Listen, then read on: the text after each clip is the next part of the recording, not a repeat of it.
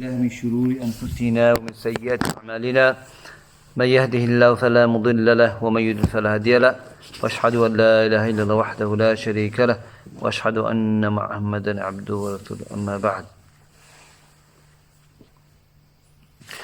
طيب يا إخوان, last week we spoke about Hadith of Ibn Mas'ud. We talks about how Allah creates a human being in the womb of the mother. So we mentioned what are the stages that Allah creates human being. First is nutfa, which is the semen. Yeah. Nutfa, then alaqa is then nutfatan alaqatan wa mudgha flesh. Yes. So these are the three stages of human being. Okay, who is the one who blows the soul? Huh? Malaika. Allah sends a malaika to blow the soul in the creature. Okay, what is the first thing that the written for the person?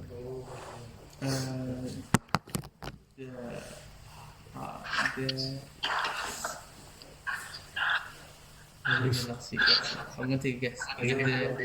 How long they live? Okay, يعني فإن بأربع كلمات بكتب. First is رزقه, lifespan. His provision, his before that lifespan, actions and happy or sad. Yeah. طيب. This is the qadr. So this is the qadr خلاص. Abdul Kareem, that's the only qadr, yeah, it's written. The general qadr of Allah Azza wa Jalla. This is specific qadr for individual, yeah. This, everyone has this. Everybody will have this. When it's written for us, yes. طيب, end of the hadith talks about that indeed a person does إن الرجل يعمل عمل أهل الجنة حتى ما يكون بينه وبينها إلا ذراع فيسبق عليه الكتاب فيعمل عمل أهل النار فيدخلها. A slave of Allah will do righteous action throughout his life, then hands span away, he does something, he then end up in hellfire. Next, continuing the hadith, the opposite. Also we have a hadith that إن الرجل ليعمل أهل الجنة يبدو في ناس في الناس وهو أهل النار وإن رجل ليعمل أهل النار فيما يبدو الناس وهو أهل الجنة. You know, the person will do the action of people of paradise, and it's going to seem to the people he's going to go to Jannah, okay, but he's going to go to the hellfire. And the opposite, next one is the opposite. What when he last were you? Okay, why is that? He doing. It was give me example of that. The first one. Okay. Maybe someone's been totally righteous their whole life, and then right before they die, they do a big act of kufr, like something like nifaq or could be that. Worship. We give example from the hadith, innit? That he does action of people of paradise, and he looks like in the eyes of the people he's person of paradise, but he end up in the hellfire. Do you remember the hadith that we gave? Allah writ for whatever Allah writ for him to happen. In the end, he will fulfill that. So it would have been written that he will become kuffar in the end. Subhanallah. So that's okay. That's good. That's the end of the hadith. End of the hadith. Give me an example of from the hadith. What do you mean an example? Give example to explain the hadith. We gave example from the hadith. Example In the battlefield. Yes. Go on. A brother was fighting really bravely and courageously, and the Sahaba asked, Rasul said he's in the nar, or he's in hellfire, and they asked why, and he basically said before he died he had an injury, and he wasn't patient, and he couldn't handle the pain, and he killed himself, took his own life. So in the eyes of the people, they're amazed by his jihad, but he died other way, subhanallah. So the person who live all his life disobeying Allah, doing action of people of the hellfire, and it seems to people, he's going to go to hell, but then he end up in a Jannah. What example did we give? We example some of the companions. Like Umar, you can give example of Umar radiallahu anhu. He was going to do crazy stuff, but then look, Allah guided him. Okay. Look what happens to him. So Khalid bin Walid, so many examples we can use. You know, so it's important we understand this, because people might think, okay, Allah is written for me. What's the point of me doing good deed? The hadith also says that. So end of the hadith says that the good deed that's written for you. Okay, so we should blame the qadr of Allah for our sins. طيب.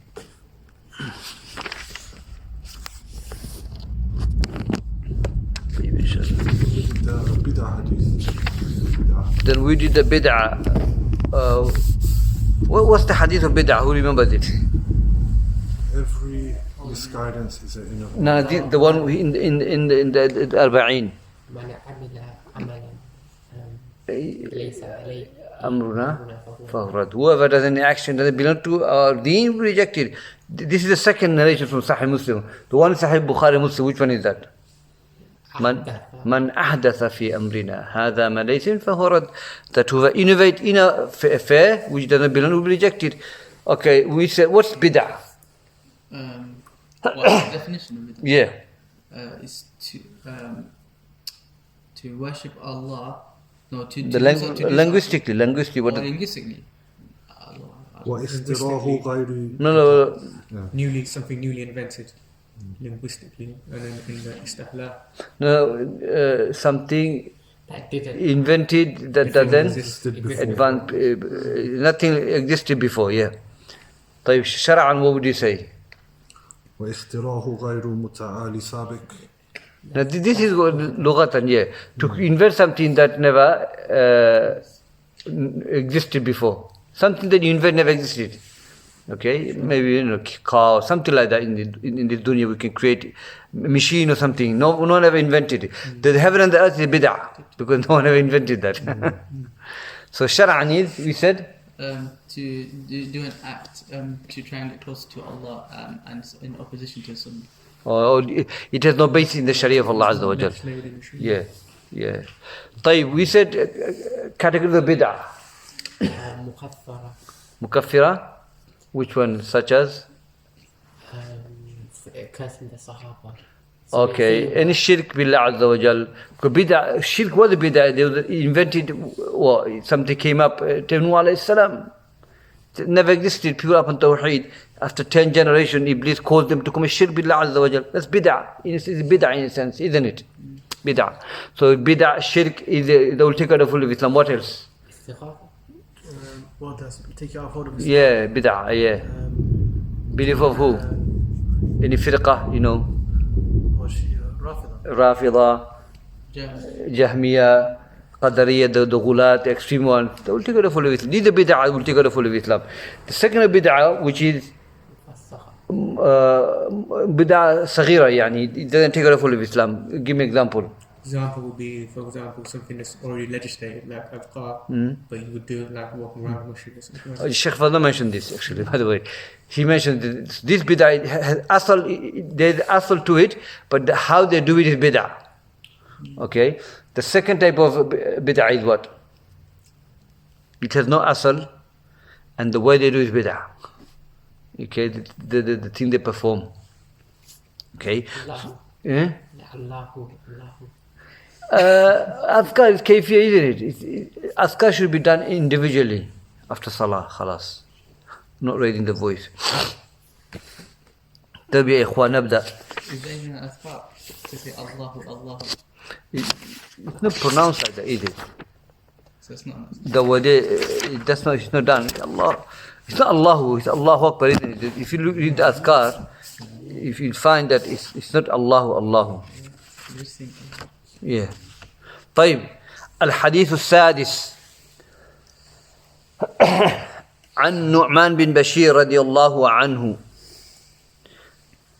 الله عنهما قال سمعت رسول الله صلى الله عليه وسلم يقول إن الحلال بين وإن الحرام بين وبينهما مشتبهات لا يعلمهن كثير من الناس فمن اتقى الشبهات فقد استبرأ لدينه وعرضه ومن وقع في الشبهات وقع في الحرام كالراعي يرعى حول الحمى يوشك أن يرتع فيه ألا وإن لكل ملك حمى ألا وإن حمى الله محارمه ألا وإن في الجسد مضغة إذا صلحت صلح الجسد كله وإذا فسدت فسد الجسد كله ألا وهي القلب. رواه البخاري ومسلم. Hadith, the sixth hadith of Nu'man bin Bashir radiallahu anhu, he narrated the hadith. He said, I heard Messenger of Allah said, indeed halal, lawful and unlawful is clear, bayin. And between them are matters which are ambiguous. Not many people know about it. Whoever fear from the doubtful matters, then he's honored his religion and his dignity. And whoever fall into the doubt matters has fell into the haram. Then Rasulullah gives the example, Kara'i yar'a, the shepherd who looks after the sheep around the hima. Hima refers to something that boundary. If you pass that, you complain, you come into my field and this and that. So it's like that. So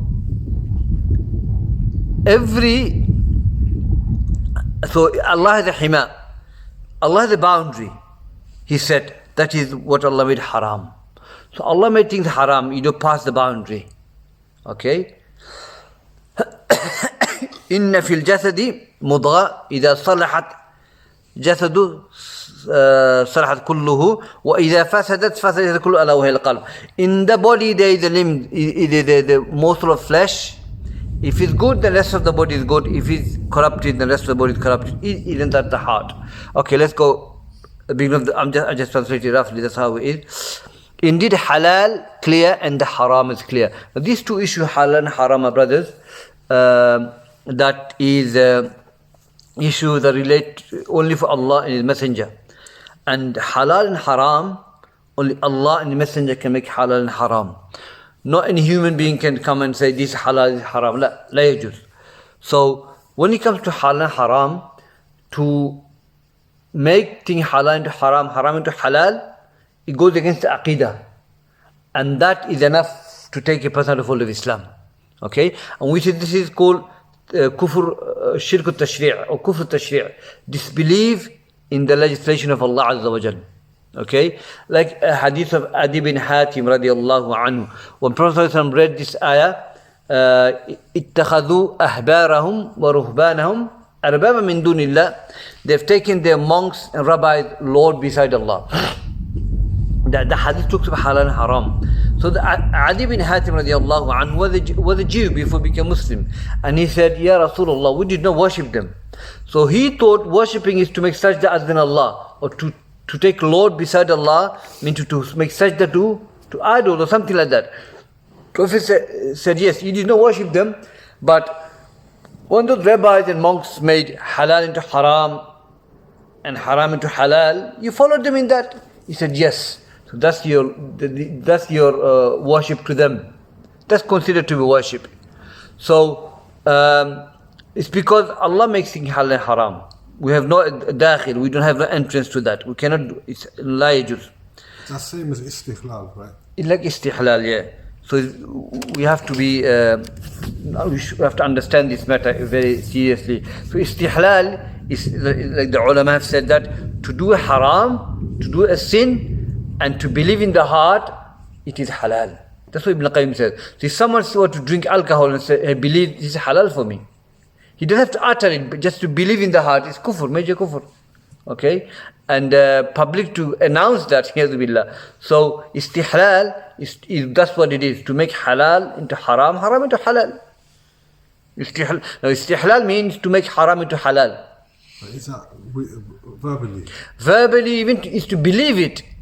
If someone doesn't say the alcohol, you have to believe and say that's no. If you even just believe is enough. If someone drinks alcohol, he doesn't say to the people, but believes in the heart, it's halal for me. That's khalas. It's major kufr. Major kufr. So the ulama said istihlal are two types. Amaliya and i'tiqadiyya. Shaykh Saleh mentioned this when he was explaining tahawiyya. Okay? And he said that amaliya is that he doesn't believe it's halal, but he, for example, a person does a kabira, major sins, So many times he just does it without any fearing Allah Azza wa Jal. He does it. It's like halal for him. He doesn't believe it, but his amal, his action shows it. He doesn't care. He does this, drinks alcohol, fornicates, does the kaba'ir. He doesn't care. That's the istihlal of the amaliyah. His limbs, his manifestation on the limb shows that it's like he doesn't care. He believes it's halal. He doesn't care. He does, So it's amaliyah. Istihlal al-i'tiqadiyya is to believe in the heart. The first one doesn't take out the fold of Islam. It's major sin. Okay? The second one, when you start believing it, that takes the person out of the fold of Islam. To make it halal. Haram into halal. But is that with ta'wil? Is that they know that it's haram on the text, but they're saying, you know what, I think it's halal, but I believe it's halal, I'm going to do it. No, but the ta'wil, you can't just make no one can make ta'wil and say, okay, drinking alcohol is halal. For example, there's some... We're going to cover the nabiz, wine, red wine. Prophet drank red wine. That's different. It's a process that goes through. Okay? But we're talking about zina, we're talking about drinking alcohol, we're talking about murder. These are clearly haram by name. There's no ta'wil in that. Is a kufr to do it, but believe it's... No, kufr, it's not kufr. It's major sin to do it. Yeah. It's major sin to do this act of sins, but the Khawarij will say, you take it out of the fold of Islam. But the haqq, according to the Aqidah of Rasulullah and the companions and those who came after them, major sin doesn't take out the fold of Islam as long as he doesn't make istihlal. He doesn't make it halal. You know what Tahawi said? لا نخرج أهل القبلة okay لا نخرج أهل القبلة بذنب ما لم يستحل. He said that Imam Tahawi said that we do not take Muslim out of fold of Islam, Ahl Qibla, the people of Muslims, as long as he doesn't, because of his sins, as long as he doesn't make it halal. Okay? So if someone falls into his major sins, but he doesn't believe it's halal, he knows it's haram, but then he's fasiq because of his major sins. He's fasiq. The Khawarij is what? Is kafir. That's what the Rasul said about the Khawarij, they're dogs of the hell. They're Muslims, the dogs of the hell, because of the bid'ah they have done. They went against the methodology of the companions. They were not upon the companions' way. They did not follow the companions. Look what happened to them. By name, Prophet mentioned them. By name, Khawarij, dogs of the hell. And the Muslims. Subhanallah. Tayyib. So, halal wal haram is something that is for Allah Azza wa Jal. In the Quran you'll find many things. أحل لكم بهيمة الأنعام أحلت لكم بهيمة الأنعام, that بهيمة الأنعام are made halal for you. أحل الله يعني من أحل الله لكم بهيمة الأنعام, which means that Allah made بهيمة الأنعام halal. No one can make it halal except Allah doesn't make it halal. Allah made it halal. Okay, so what is bahima? Bahima is animal that walks on its four legs. That's what the ulama says. That walks on his four legs, called bahimatul an'am. Also Allah said in the Quran, وَأَحَلَّ اللَّهُ الْبَيْعِ. Allah made business halal. Allah made business halal. The word halal is mentioned in the Quran. Also haram. حرمت عليكم الميتة والدم ولحم الخنزير وما أهل لغير الله به وما أهل به لغير الله. Another verse as well. That it is made haram on you to eat dead, blood, pig of the meat of the pig, and anything slaughtered other than the name of Allah Azza wa Jal. Okay? But if someone forget to say Bismillah, Allahu Akbar, out of forgetfulness, then the Jumhur said you can eat that meat. But these are things haram. Allah made it haram. Okay, hurrimat. So we have many verses in the Quran where Allah mentioned this word halal and haram. So going back, inshallah, these two phrases, halal, haram, is for Allah Azza wa Jal. We don't mess around. So here, we're talking about haram. When it comes to haram, the ulama of the usul, they explained that haram are two types. Haram lidhatihi wa haram liwasila. Haram lidhatihi, which is haram by itself. By name, Allah made it haram. Okay? There's no ifs and buts. There's no book written to say, is it halal or haram? Is it ikhtilaf on this? La. It's haram by name, shirk. Shirk is haram. The worst sin that you can commit. Allah made it haram. Okay, there is no khilaf on this. Maybe you can commit shirk. A'udhu billah. Major sin, the worst sin you can commit. Zina, no khilaf, haram. Allah made it haram. Murder, drinking alcohol, riba, disobeying your parents, backbiting, slandering. These are sins, major sins. Allah by name, Allah made it haram. Okay, that's lidhati. The second type of tahrim al-wasila.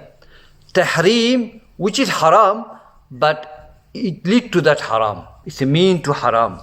Free mixing. And we've got different type of free mixing anyway. Everything is same. On your bus, on the train, on the market, college, work. Free mixing, this is nothing. This is something that you can't do anything about it. Okay? Free mixing, that is a way, it's a mean to lead to haram. Nightclub, pubs. So good definition is a means to haram. Means to haram. Okay? People going to the parties and things like that. These are mean to fawahish. These are haram. Okay?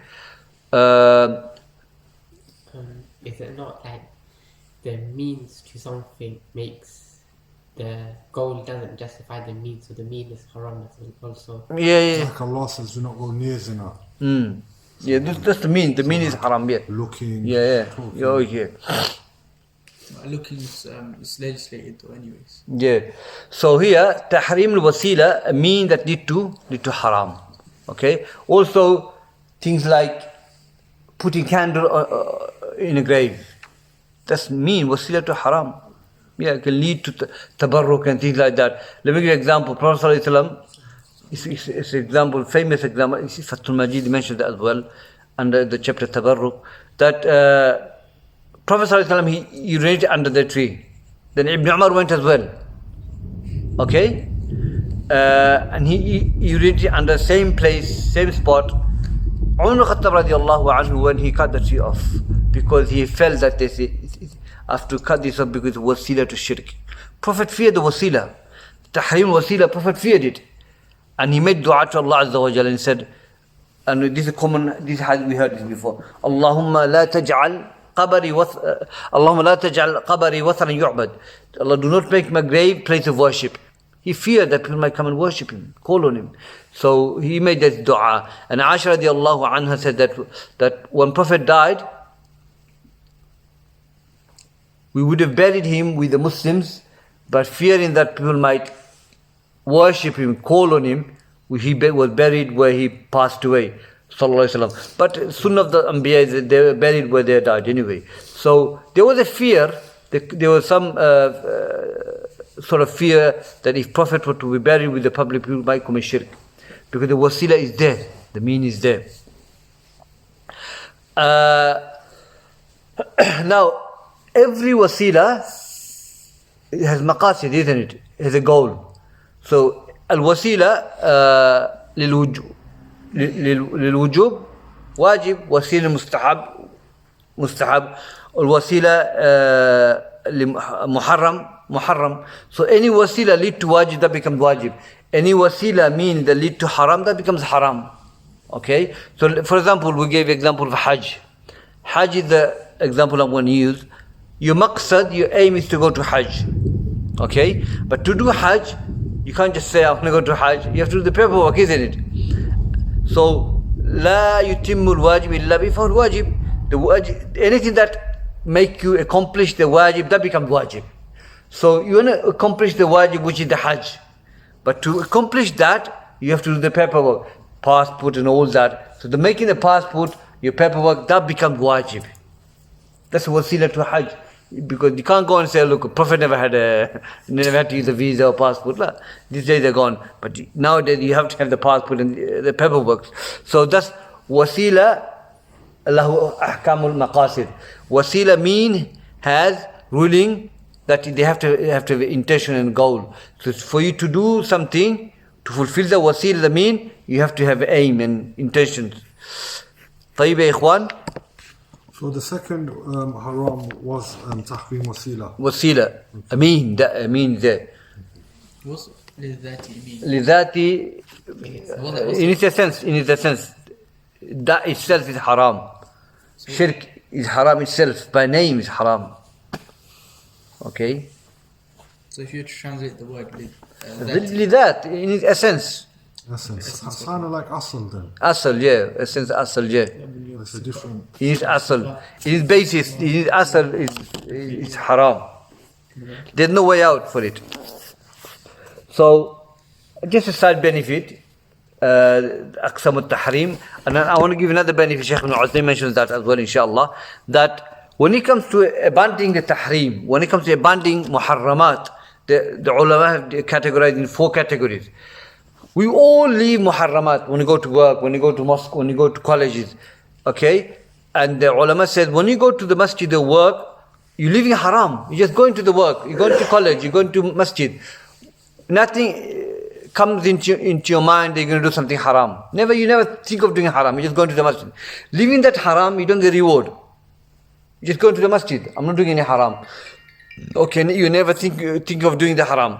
That you don't get reward, nor do you get punished. That's first level.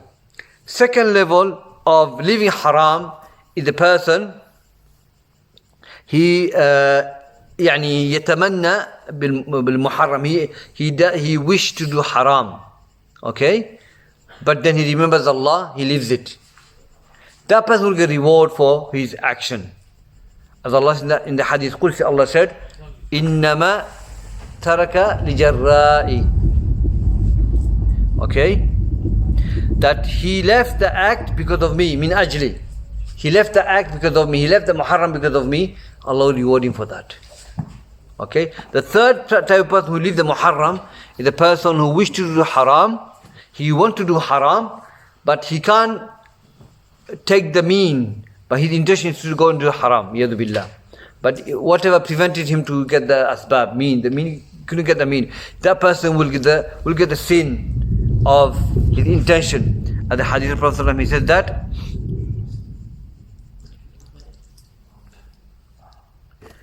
the Hadith of a man, okay, talking about a man that he had a lot of money and he was wasting the money. He said, if I had the money, I would have done the same thing. The Prophet said that هذا الرجل بنيته فيه ما فيه وزر سواء. That this person, because of his intention, he get the sin. He'll get the sin because of the intention, even though he did not do the act of the sin, because he was going to do it, but he couldn't find the means to do the act. That's the third. The fourth one is that رجل يتمنى بالمحرم, okay, وأخذ الأسباب.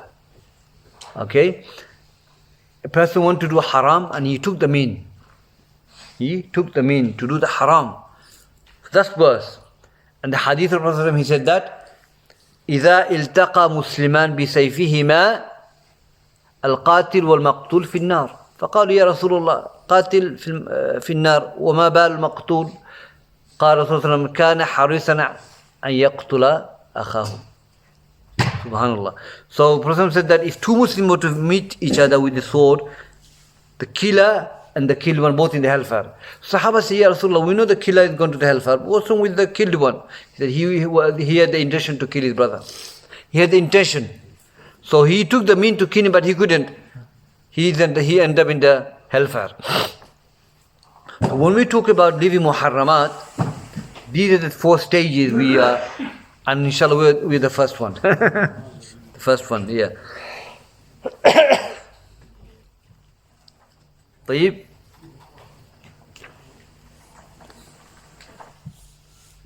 So we explained the wasa'il al-maqasid ahkam al-shar'iyya. We covered some of them inshallah. I hope you understood.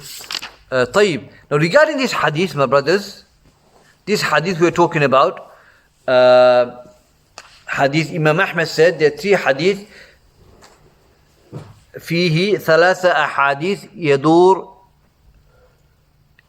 الإسلام فيها. Okay, that the 3 hadith, the whole deen goes round it. Okay, hadith of إنما الأعمال بالنيات, the hadith of Umar ibn Khattab radiyallahu anhu, every action judged by intention, the hadith of Aisha, man ahdatha fi amrina, okay, whoever innovates anything in our matters. And the third one is hadith of Umar ibn Bashir radiyallahu anhu, innal halal bayin wa innal haram bayin. The halal haram is clear. Those 3 hadiths, according to Imam Ahmad, the whole deen goes round it. Some other ulama says other one as well.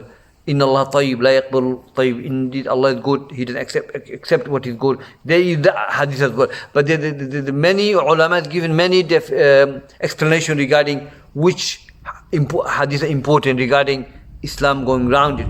These three hadiths, according to Imam Ahmad, the whole deen goes round it. And as the ulama have explained it. What's the second one? This I'm going to explain now, inshallah. The first, إِنَّمَا الْأَعْمَالُ بِالنِّيَّاتِ. Why is this? Because that's ikhlas. It's ikhlas that every a'mal that we do have to be based on ikhlas, that we do for sake of Allah Azza wa Jalla. Okay? And we have many ayat in the Quran where Allah talks about ikhlas. So that's why it is one of the hadith that the whole deen goes round it. And opposite of ikhlas is riya. Shirk billah Azza wa Jalla. So first hadith is the hadith of an-niyyah. Okay? Where the whole deen goes round that.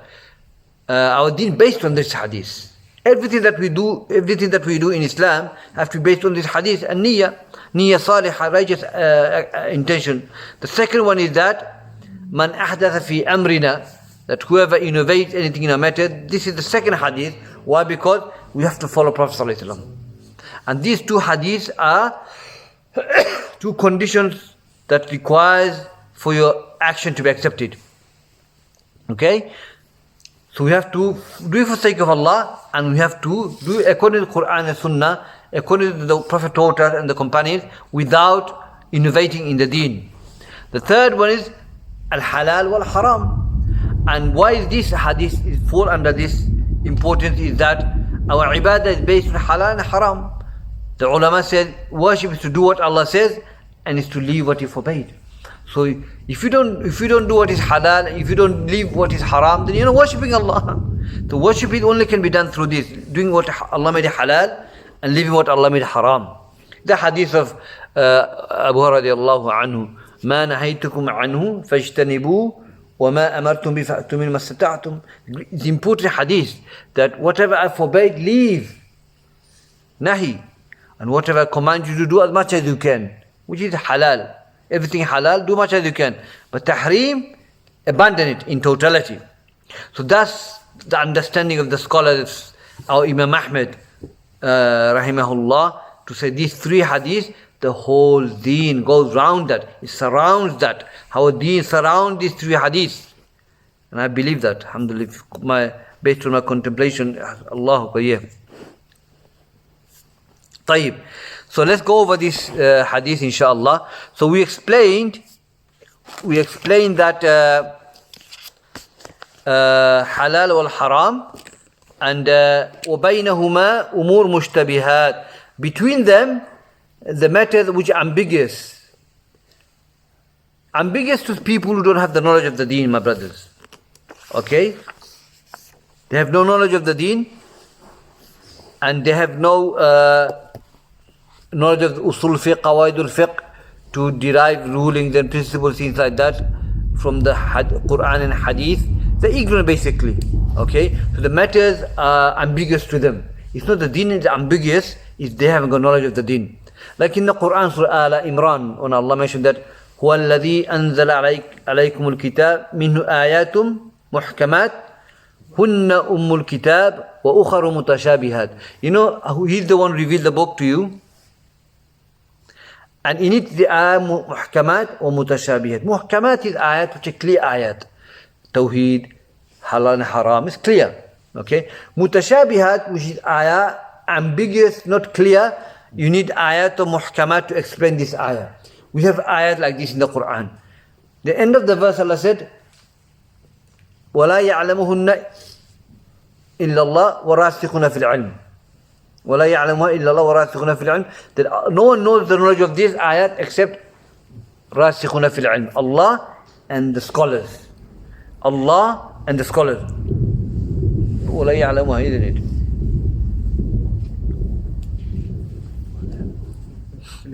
I think there's two words that we saying now. No, I'm not talking about that. Oh. وَلَا يَعْلَمُهَا إِلَّا اللَّهُ وَرَاسِخُونَ فِي الْعِلْمِ. Yeah, I think so. Maybe close. And that's the next ayah. لا لا لا لا. Are you saying وَمَا يَعْلَمُ تَأْوِيلَهُ?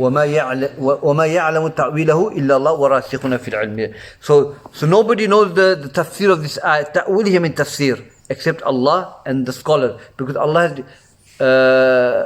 gave the understanding of this tafsir to the scholars. They know it. Okay. So mutashabihat, ayat which are mushtabihat. Not a layman knows this. It's ambiguous to them. They don't understand. وَبَيْنَهُمَا مُشْتَبِهَاتٍ. Between the halal haram, things which are ambiguous to the people of laymen. Because they don't understand the deen of Allah Azza wa Jal properly, so they can't. They have to go to the people of knowledge and they will explain to them. فَمَنِ اتَّقَ شُبُهَاتٍ فَقَدْ اسْتَبْرَأَ لِدِينِهِ وَعِرْضِهِ. So whoever abandons the shubuhat, then his deen, his honor will be protected. But if he fall into the shubahat, then he will being lenient to these doubtful matters. Doubtful matters, we should abandon it. If we fall into it, we may fall into haram. If you're too lenient, we may be falling into haram. So any doubtful matters, دع ما يريبك إلى ما لا يريبك. Leave what is doubtful, then not what is doubtful. So mushtabihat we leave because it might fall into haram. Try not to be mutasahil and lenient toward mushtabihat. Keep away from it, inshallah. So mushtabihat are matters which are between halal and haram, and not everyone has knowledge of that except those who have knowledge of the deen. مشتبهات. طيب. And we gave example of mushtabihat, nabidh. Nabidh is white wine, yeah? Nabidh is a white wine, red wine, sorry. And some of the scholars, they say that nabidh is not allowed, it's not, it is haram. But it's a matter of mushtabihat because it's not clear. But Nabi is something that is scholars have differed. Okay, scholars have differed. Some allowed it, some didn't allow it. But Nabi is allowed. Red one is allowed. These are conditions. Okay, like for example, before it becomes red, until the color changes into red, that's meaning it's khamar. And the Prophet ﷺ, the Sahaba, they drank red wine before it becomes the wine, okay, where it intoxicates you. Like the hadith, we have a hadith that first hadith, Allah ya'ti thalatha ayyam, hadith, nanbidhuhu qudwatan fayashrabuhu isha. وَنَنْبِذُهُ عِشَاء فَيَشْرَبُهُ غُدْوَةً. Raw Muslim, that they will make nabidh, red wine, in the morning and they drink in the evening. And they'll make a nabidh, red wine in the evening and they drink early in the morning. And then the Sahaba, the Shu'bah said, we'll drink it for 3 days and we'll throw it away. Because after 3 days it start becoming alcohol. What is red wine? Red wine is nabidh, yeah, which is Dates in the water. yeah. Dates or grapes? I think it's Grapes in the water. Dates. Grapes and you can't dates and Wine from grapes. Nabith is dates, isn't it? no, that's tamar and sultana. You cannot put them together. But if they put into water, they leave it and they drink that. But after certain days, it becomes khamar. But is it dates in water? Is that what it is? What's it, what fruit is made of? Is it Dates and things like that. Yeah. Yeah. Dates. No, dates are used. Grapes are used as well. So how does it become intoxicant after a few days? Yeah, after 3 days. Fermenting. Yeah. So What? it just Does naturally that starts. actually happen? Yeah, so Yeah. If you go on, If you eat grapes for certain, it can make you drunk. You can. Yeah. So this is one of the mushtabihat. The ulama mention it, but it is allowed as long as it is done within that period. Inshallah. With the Isha time? 7 minutes, 6.5 minutes. Adhan. Okay. Well, we can always, it's not a big deal if we continue a little bit after the Adhan. Jama'ah is at 8:30. When's that? 8:15 is Adhan. So we can continue. Okay. So let's continue, inshallah. Yeah. So here, so if we leave the mushtabihat, we honor our deen and we honor everything, inshallah. And who have fallen into mushtabihat, they fall into haram. Then Rasulullah give example. كَالرَّاعِ يَرْعَى حَوْلَ الْحِمَى. It's like the shepherd who looks after the sheep around the hima. Hima is the boundary. If he goes over the boundary, he'll fall into, he's going to be told off. He needs to stay in this hima. أَلَا وَإِنَّ لِكُلِّ مَلَكٍ حِمَى. Every malak, every king has a hima, boundary. أَلَا وَإِنَّ حِمَى اللَّهِ مُحَارِمُهُ. And Allah has a hima, which is the muharram. So Allah has a boundary, sharia. He has a boundary, and you have to stay within this boundary. Like a shepherd will keep his animal within the boundary. So we have a boundary that's set by Allah Azza wa Jal. We cannot pass the boundary. And passing the boundary, then that's you're committing sin. So Allah's hima is, the boundary is that muharim, the prohibitions. We don't pass the boundary. If we do that, then we're going to fall into a problem.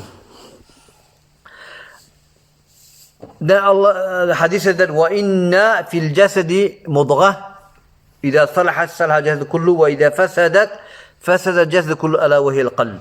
Then the Prophet will give example that everybody has a morsel of flesh. If that morsel of flesh is good, the rest of the body is good. If the morsel of flesh is corrupted, the rest of the body is corrupted. It is the heart. So heart, the qalb, is the malik, is the king. If the heart is good, then rest of the body is good. Okay? And if the heart is bad, rest of the body is bad. It's like a king. If the king is good, rest of the soldiers are good. So what it means is that if your heart is worshipping Allah Azza wa Jal, the love of Allah, hope of Allah is there, the rest of your body, if the heart is filled with that, then you'll worship Allah Azza wa Jal, your limbs, your hand, it's going to obey Allah Azza wa Jal. But if your heart is corrupted, doesn't worship Allah, doesn't recognize Allah Azza wa Jal, doesn't love Allah, doesn't fear Allah Azza wa Jal, then your body will disobey Allah Azza wa Jal. You will use your body to do fawahish. And Allah has given us this body to obey Allah Azza wa Jal, to follow His command. So this heart, this mudgha, this morsel of flesh we're talking about is the heart. And Allah says in the Quran, يَوْمَ لَا يَنْفَعُ مَالٌ وَلَا بَنٌ إِلَّا مَنْ أَتَى اللَّهَ بِقَلْبِ السَّلِيمِ. On that day, nothing will avail a person or support or help a person or protect a person except the one who comes to Allah with a pure heart. And this pure heart is full of tawheed of Allah Azza wa Jalla, who believes in Allah, believes in the last day, believes in the day of resurrection. Okay, that's the heart we are talking about. And Ibn al-Qayyim talks about that this heart that we are talking about will not be firm, until we have certain things in our life. Like for example, istiqamah of the heart, steadfastness of the heart will never be there until you have this love of Allah. So first Ibn al-Qayyim says the love of Allah have to be full with the heart. The heart have to be filled with love of Allah. And the ulama have said that love of Allah is the core of our deen. The stronger our love of Allah, the stronger we'll worship Allah. If the love of Allah is not there, you're not going to obey Allah Azza wa Jal. And how do we know somebody loves Allah? Is that is the worship. The worship that he does. The worship that he does shows that the person loves Allah. Okay? The one who follows the command of Allah Azza wa Jal. Okay? Yeah? Yes, so the heart has to be full of love. So our love of Allah should be greater than loving anything else. Your wealth, your family, your work, everything. So love of Allah has to be greater than anything else. The secondly, he says that the love of Allah, then he says, honoring the prohibitions and command. We have to honor that. In Yani, what Allah commands us, we have to do. What Allah forbade us, we have to leave. If we don't do what Allah commands us, then the heart doesn't love Allah. The heart doesn't respect the ta'zeem. It doesn't glorify Allah's command. It doesn't honor the commands of Allah. Allah said, do this, you have to do it. If Allah said it's haram, don't go to it. If we go to the haram, then we haven't honored Allah's command. Okay? So Ibn Qayyim says, in Wabil al-Sayyib, the book, amazing book, he says, these are the way we have our heart will become steadfast, is to fill the heart with love of Allah. More than anything else. And that shows through the worship of Allah Azza wa Jal. Some of the Salaf said that if someone says, I love Allah, but he doesn't worship Allah, just a claim. Just a claim. And Ibn Qayyim says that, وَمَا أَسْهَلُ هَذَا بِالدَّعْوَى وَمَا أَصْعَبُهُ بِالْفِعْلِ. How easy to claim that you love Allah, but it's how difficult it is to show in your action. Ibn Qayyim said that, yeah. So, the way this heart we are talking about, to make the heart steadfast in our life, straight, is to have love of Allah increased, and we have to honor the command of Allah and prohibition of Allah. We have to leave what Allah forbade, and we have to do what He commands us. So actually the hadith is finished now, my brothers. We'll continue the next hadith next week. Jazakumullah khair.